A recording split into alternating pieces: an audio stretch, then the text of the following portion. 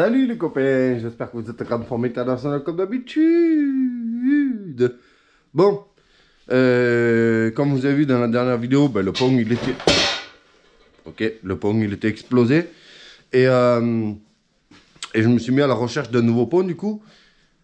Et là, ben, c'était pas facile hein, parce que le moins cher que je trouvais c'était genre dans les 320-350 euros sur eBay.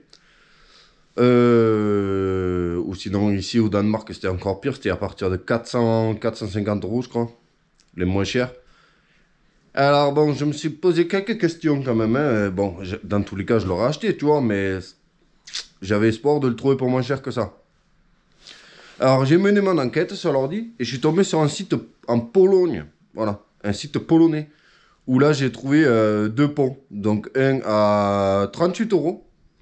Et un à 80 euros. Le problème, c'est qu'il y avait 120 euros de frais de port, de frais de livraison. Voilà. Et j'ai hésité, tu vois, parce que je me suis dit, celui à 38 euros, ça inspire quand même pas la confiance, tu vois. Et du coup, je me suis dit, je prends celui à 80, 38, machin. Et après, bon, vu que tout est garanti, je me suis dit, bon, ben, dans tous les cas, voilà, c'est garanti. Donc, je prends le moins cher et on croise les doigts. Et ça, c'était il y a 2 jours. Donc, je me suis dit, ça va prendre au moins une semaine, 10 jours, tu vois, de Pologne là-bas. Surtout que j'ai reçu, ben, du coup, avant-hier matin, j'ai à peine reçu le truc comme quoi qu'ils ont confirmé ma commande, tu vois. Et là, ce matin, 8 h, on m'appelle, ça toque à la porte et tout. Le monsieur, il a déjà débarqué avec le colis, 2 jours après. Ben, c'est un truc de fou, quoi. Et ça m'a coûté, du coup, 120 euros plus 38. Donc, tu fais le calcul, j'ai pas la tête à calculer, là. Pour un nouveau pont. Donc c'était dans les prix que j'avais espoir de le payer.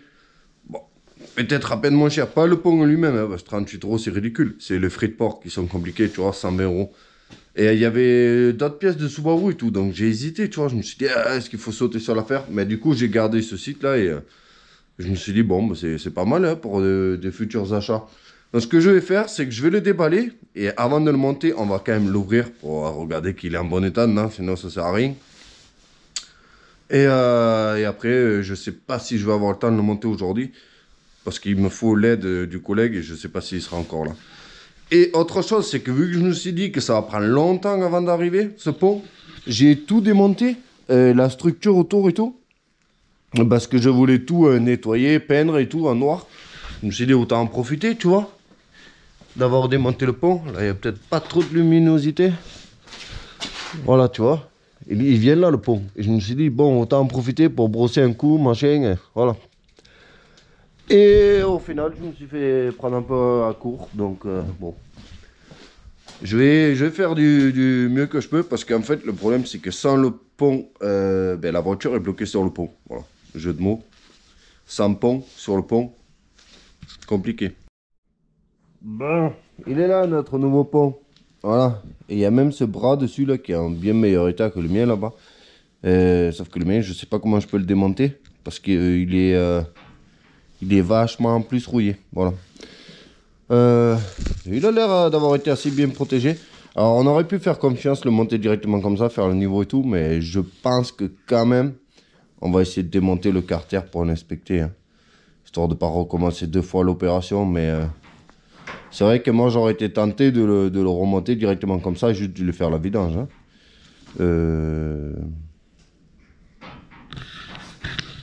Ça c'est une histoire de flemme, tu vois. Mais on va le démonter. Juste pour la vidéo. Ça y est, on revient à l'objectif. C'est le moment pour les experts de faire leurs entrées. Voilà. Et de nous dire si ce pont il va bien. Moi, je trouve que ça a l'air d'aller bien. Mais bon. Je sais pas trop comment on peut tourner pour inspecter plus. Mais bon. Il y a l'air d'y avoir aucun souci de pignonnerie. Voilà. Visible à l'œil nu. Et il n'y a pas de morceaux hein, dedans. Que ce soit là ou dans le carter ici. Donc moi je pense que je vais remonter. Et ensuite je vais me renseigner pour le niveau. Voilà. Mais d'après moi, là ça doit être peut-être pour remplir en haut. Et là à mon avis c'est le niveau en gros quand ça dégueule sur le vis du milieu. Et ben c'est qu'il y a le niveau. Voilà. Donc on va quand même finir de le vider. Et je pense que je vais mettre un coup de pâte à joint sur le joint du carter pour être sûr qu'il n'y a pas de fuite par la suite. Parce que j'en ai pas un neuf. Hein. Ah, trop radé.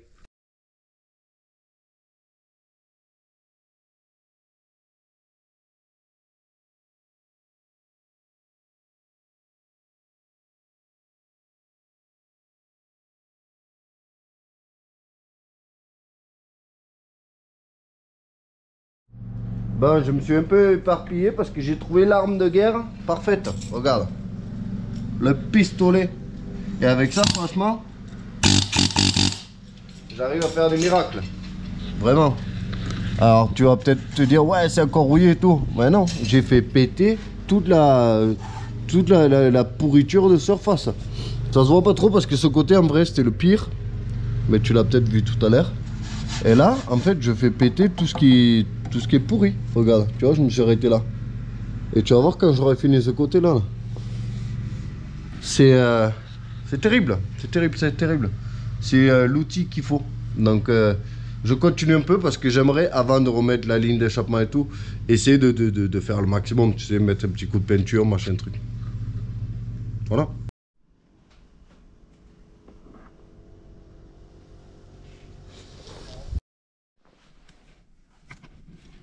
Bon, c'est loin d'être parfait, mais c'est pas trop mal. Hein. Voilà. Donc, bien sûr, j'ai fait que la partie visible de l'iceberg. Mais n'oublions pas que cette partie est démontable. Donc, si jamais un jour je n'ai le courage de la démonter et je la change, en vrai, c'est ce qu'il aurait fallu faire, tu vois, mais on peut pas tout faire d'un coup. Hein. Voilà. Donc là, je l'ai galvanisé le plus possible, là où j'ai pu accéder, faire péter un peu la rouille, tu vois. Et crois-moi que ça sera pas trop mal. Après, les bras et tout, je m'emmerde pas parce que ça, une fois que j'aurai mis le pot en place, ben, le jour où je changerai les bras de suspension, les machins, trucs, ben, je finirai là où j'ai pas pu accéder, tu vois. Là, déjà, on essaie de clôturer l'endroit où on doit mettre le pot en place. Donc, je lui fourre ça dans la gueule. En gros, c'est de la galvanisation exprès pour rouille, direct sur rouille, machin. Et franchement, quand je vois ce qu'il y a par terre là, c'est que j'en ai quand même fait tomber. Je ressemble à rien. Hein. Bon les copains, on est dimanche aujourd'hui, du coup je viens de voir un petit peu vos commentaires sur la dernière vidéo. Et j'aurais aimé pouvoir vous insulter, mais c'est pas trop de situation du coup. Donc merci pour votre soutien. Sinon à part ça, j'ai remonté le pont. J'ai demandé à mon père de venir vite fait parce que franchement tout seul, autant le démontage à une personne c'est gérable, autant le remontage non, parce que tu dois tenir, mettre les vis, les cardans, les machins, c'est pas possible. Voilà. Donc j'ai été chercher de l'huile. Donc j'ai longuement cherché parce que franchement c'était compliqué de trouver la bonne chose à mettre dedans. Parce qu'il y a 400 000 avis différents. Donc j'ai fait ce qui est écrit dans le journal de bord, 75,90 Gear Oil. Et on va essayer de mettre le niveau. Donc j'ai la truc pour la seringue pour l'huile. Mais je me demande si c'est pas possible avec ça, du coup, de venir faire comme ça tout simplement. Donc je vais remettre de l'huile dedans. J'espère que le pont avant il n'est pas explosé. J'aurais aimé remonter la ligne et tout, mais c'est pas trop d'actualité parce que comme j'ai un morceau de longeron à inspecter ici là, et si je mets le pot d'échappement, ça va juste faire chier en fait.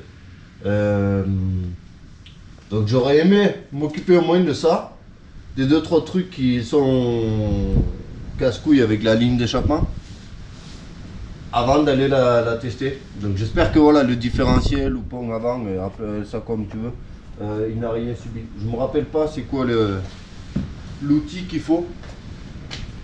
Alors j'ai vu que le collègue il avait jeté sa vieille caisse à outils ici là, parce que alors lui chacun sa caisse à outils parce que lui c'est en mode balancé par terre, il manque toujours la moitié des trucs. Bon, mais c'est lui. Déjà là en bas, je l'ai pas serré. Alors bien sûr, du coup, c'est pas le bon piqué.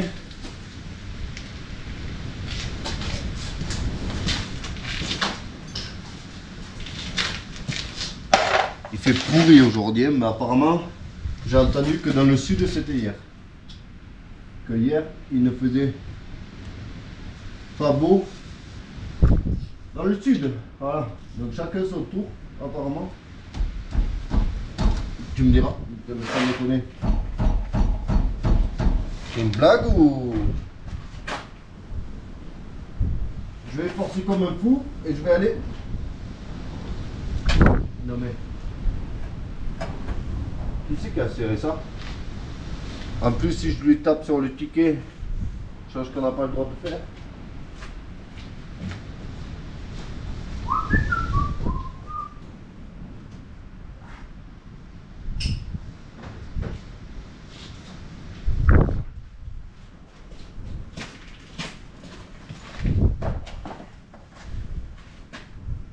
Tu veux que je te dise un secret? C'est que moi, à chaque fois que je remonte des vis et des écrous comme ça avec de l'huile, je mets toujours une petite goutte de pâte à joint. Alors il faut pas le faire, hein, mais moi je te dis, je le fais. Et comme j'ai jamais confiance, tu sais, sur la rondelle, je mets toujours un peu de pâte à joint.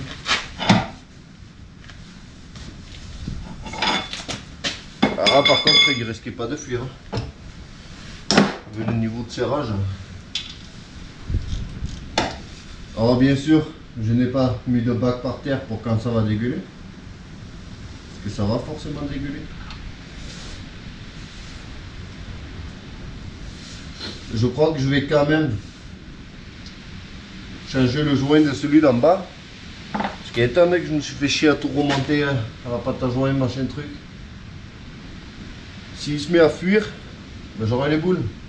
Parce que là je l'ai tout nettoyé en nettoyant frein justement pour voir et m'assurer qu'il ne fuit pas par la suite, tu vois. Non mais, comment il peut y avoir de l'huile qui sort alors que je l'avais vidangé? Bref, je te reprends après. Hein. Alors c'est un petit peu compliqué. Voilà. J'ai la porte ouverte pour que tu vois un minimum, mais d'un autre côté il y a du vent du coup. C'est un peu compliqué. Hein. Bref, maintenant il faut remplir jusqu'à ce que ça dégueule. Alors je n'avais pas le joint qui allait là-dessus, donc on va faire confiance. Alors peut-être que ça peut le faire comme ça. Alors au bout d'un moment on va être limité là par la poussée et... Ouais,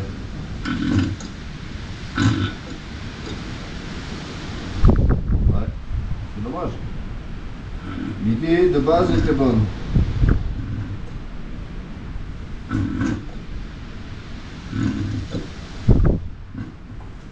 On va avoir un souci de gravité au bout d'un moment. Voilà. Et de longueur de durite.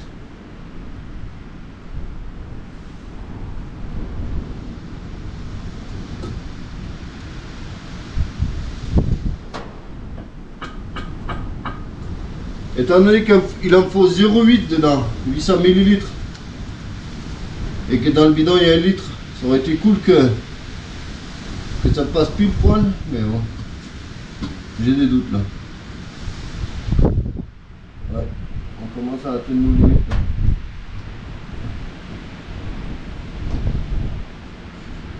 Allez.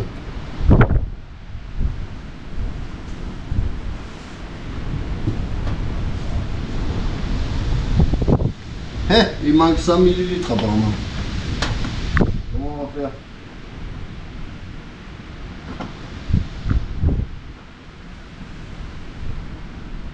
Allez, fais un effort bordel.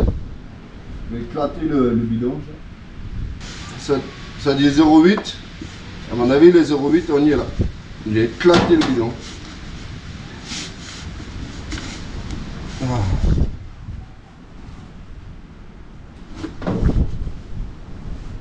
Eh oui. On les a mis là. Alors qu'est-ce qu'on fait? On s'est dit c'est parce que la voiture elle n'est pas 100% niveau sur le pont. Et on se contente des 800 qu'on a mis dedans. Ou est-ce qu'on insiste jusqu'à débordement, peu importe la quantité? Telle est la question.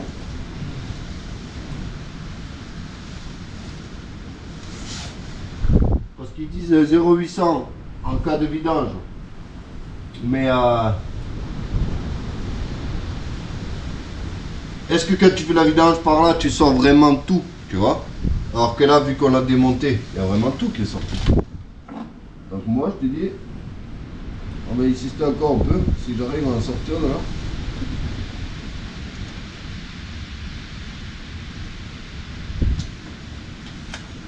C'est mal fait aussi, hein. Putain. Si je pouvais rallonger à peine un peu la durée, là. Non mais là, j'ai vidé le bidon dedans. Ça a coulé par terre ou qu'est-ce qui se passe là? Il reste rien dedans. Comment je peux... Je vais le seringuer avec une petite seringue. Alors, ça m'intéresse de savoir, toi, ton avis. Dans le cas précis là. Est-ce que d'après toi, il vaut mieux 100 ml de trop ou 100 ml en moins? Tu vois ce que je veux dire? Moi personnellement, je suis plus pour que il vaut mieux 100 ml de trop, mais peut-être que toi tu te dis il vaut mieux 100 ml de moins. Moi personnellement, dans le doute, j'en mets toujours un peu plus. C'est quand même bizarre, hein? Parce que là on a quasiment mis le bidon. Je crois qu'on a mis le bidon. Parce que là je commence à aspirer de l'air, ouais. On va mettre la dernière petite goutte et puis ça sera tout, hein. Alors j'espère que tu te fais pas trop chier là à regarder ma vidéo. Parce qu'il y en a, ils disent ouais, c'est pas assez long.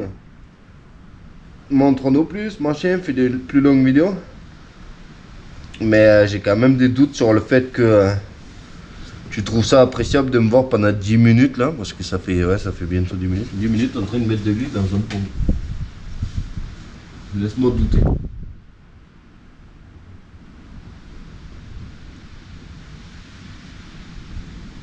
Bon mon petit copain là, il est temps de déborder, hein.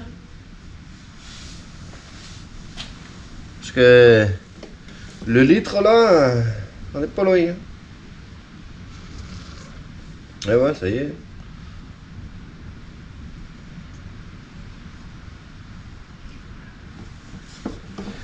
Bon.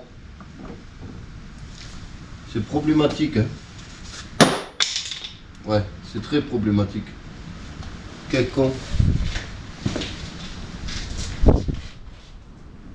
Alors, est-ce que j'ai vraiment besoin de me faire chier aussi avec un pot de turite là?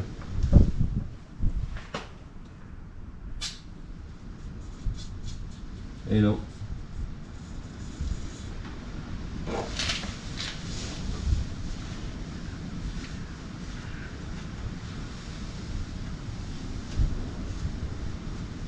Bon, est-ce que ça dégueule vraiment ou c'est plus que je mets moi à chaque fois? Non, ça y est, ça coule, ça coule. On doit être à 950 millilitres. Voilà. Alors maintenant, qu'est-ce qui se passe si on tourne la roue là? Bon, déjà, ça communique les deux. Par contre, à l'avant, hein, ça bouge que de temps en temps. Ça met un petit coup par-ci par-là. Est-ce que si je tourne devant, ça tourne derrière? Tu vois quelque chose tourner, toi?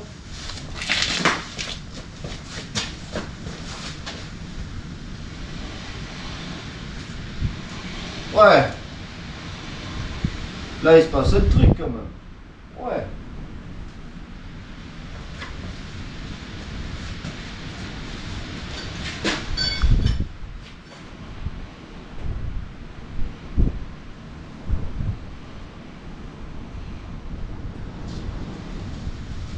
Bon, j'imagine que ça doit pas tourner les quatre en même temps quand même. Qu'il y ait une histoire de de différentiel machin truc là. Parce que c'est pas soudé le pont, tu vois.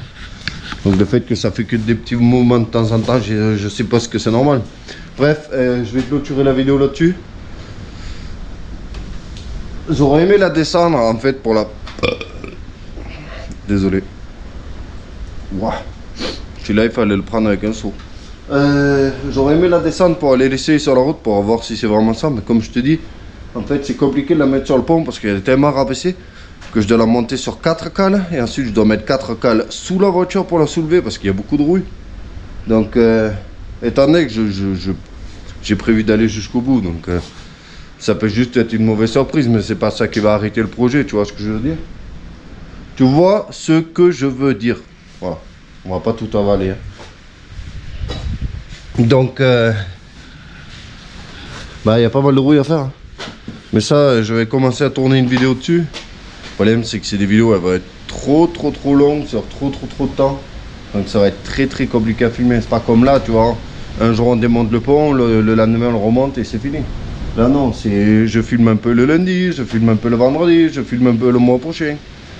Et tout ça, il faut arriver à le foutre dans une vidéo. Compliqué. Voilà, dis-moi ce que tu en penses. Je sais plus combien il m'a coûté le pont, je crois 150 €, 140, 150 avec la livraison et tout. Et il avait pas l'air dégueulasse dedans. Et l'huile non plus, donc voilà. Croisons les doigts pour que ce soit juste une réparation à pas cher. Et ce que j'ai vraiment peur moi c'est l'embrayage. Si c'était le pont qui faisait ce problème ou si c'est vraiment l'embrayage. Parce que l'embrayage, j'ai des doutes sur mes capacités à le faire. Voilà. N'oubliez pas pouce bleu, on s'abonne, hein, parce qu'il faut qu'on avance quand même dans le système là. Et bah, je vous dis à très vite. À moins que je gagne au loto entre temps et que je m'achète un hélicoptère et que je me casse à Dubaï. Non, je n'aime pas Dubaï. Salut, ciao.